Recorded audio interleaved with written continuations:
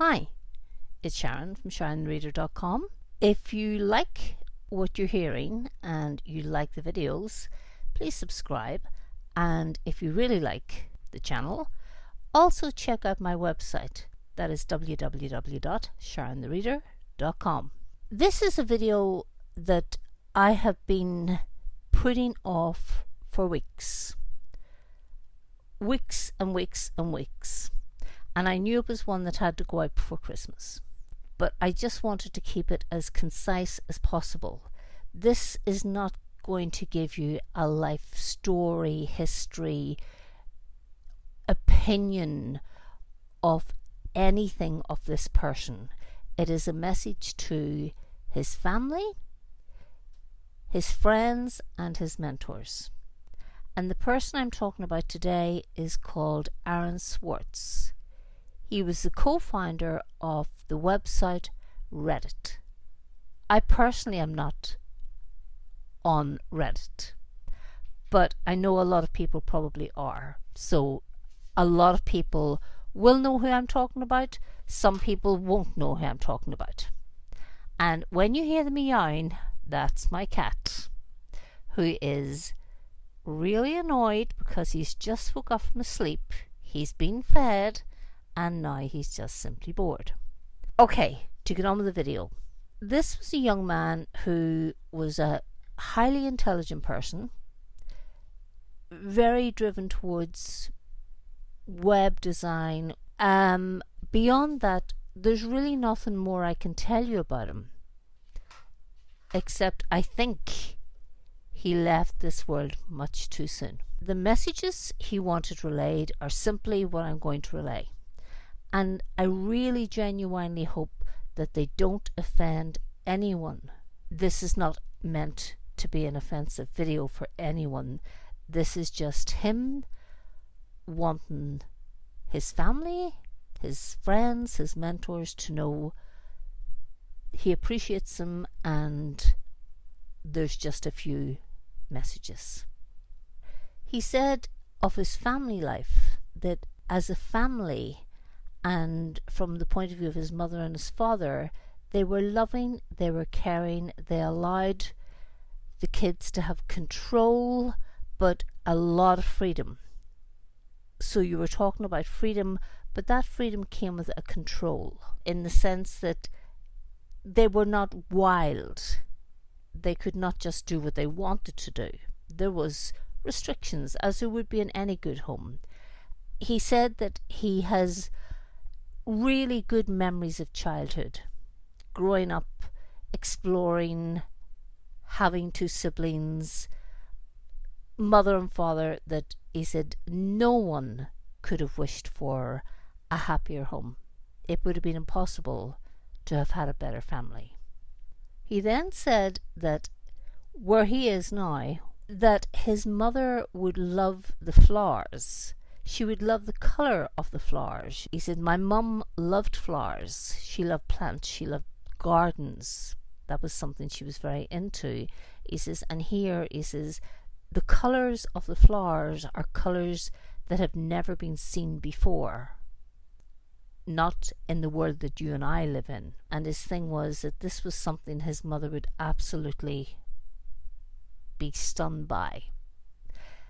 Of his father, he said, his father gave great guidance, gave them immense strength, and was so incredibly loving and caring towards his three children that it would be impossible to find a better father.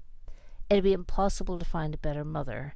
And for that, he said he was truly, truly, truly grateful. He said he was so lucky to have been born into the family he was born into.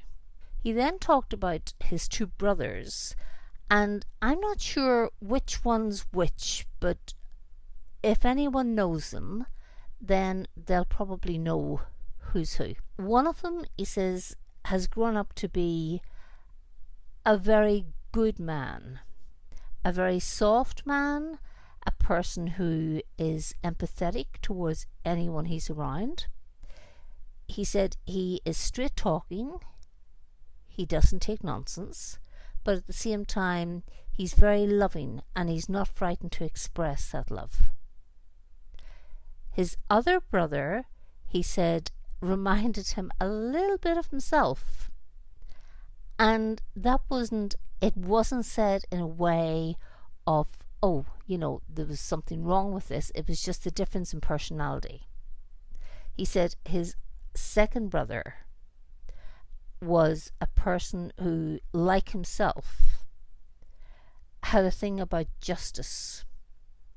He was a person who believed very strongly in justice and was inclined to be more edgy, if that makes sense. But at the same time, he said both his brothers are men who know how to be men, who know how to work with people, to communicate with people, to be at one with people. And he said when he looks at them both, he can see little bits of himself in both of them. But more so, we'll call him the second one. I don't know whether that means he's the younger one or whether that means he's the older one. He just refers to him as the second brother. Of his friends, he said he was very lucky. He says, I had friends who supported me throughout everything, who were there for me when I needed them, who cared for me, who cared about me. He said, and it was not something, he says, that I took for granted. I did not take that for granted. He says, I was very lucky, he says, with my friends. Mentors, he says, were excellent. They worked with him. They worked together. And he said he met the most wonderful people. I think his thing was, it was coming towards the holiday period. And he'd asked me to do this video quite a few weeks ago, maybe even months. And it was one I was kind of shaky about, in the sense that to relay a message to people and you don't know who those people are, but you know that they're good people, right? You don't want to spring something on them. But this week he pushed for it. He actually pushed for it. He says, please put it out. He says, I want it out for Christmas. I want it to be around the holiday period. And I want the people to know that I never took them for granted, that they always had my respect and my deep, deep, deep love. And I will say about him, this was a guy who, what I got from him was, he didn't waste words. And I'm wasting words, and I realise that because it's natural for me to do that. But he did not waste words. He got straight to the point. And basically, while getting straight to the point, there was no coldness with him. He was a very warm human being. So he was a pleasure to have spoken to. He's probably a person I really would have loved to have met in this world. Fascinatingly intelligent, and at the same time said what he meant and meant what he said. So I hope this has not offended anyone. This was not the cause or the reason that I took this into my hands to put out, but he asked me to put out. But if I am asked to put something out from someone, then I feel it's my duty to do so. So I hope his mother can get some warmth about what he's seeing around him, which are the flowers that obviously seem to be impressing him, and certainly seem to be something that he feels will stun her when she eventually sees them. That there was such an amount of respect for his father, and love as well, a very manly love that comes from a son. And also that when it came to his brothers, never taken for granted. It was like he really thought they were really good people, really good brothers. But when he looks now, wonderful men, both of them absolutely wonderful men. And also that his mentors, and he was very precise about this, were not people he ever took for granted, and that the expression that came from his friends and the support that came from his friends would never be something that would be taken for granted, forgotten, or anything else. He said, I'm with yous all at all times. So I hope that for the holidays at least, someone can take something good, warm, loving, caring out of this. And it's just interesting to me that even from the other side, there are certain times in the year when they know that they're going to be missed by people. So I'm glad I did it. I hope it offends no one. I hope someone or many get more from this than I'm expecting. Because I'm out on a limb. I'm probably thinking, am I doing the wrong thing? But I've been asked to do it, and I have done it. So, Aaron Swartz, check him out if you want. There must be a lot of stuff on the internet about him.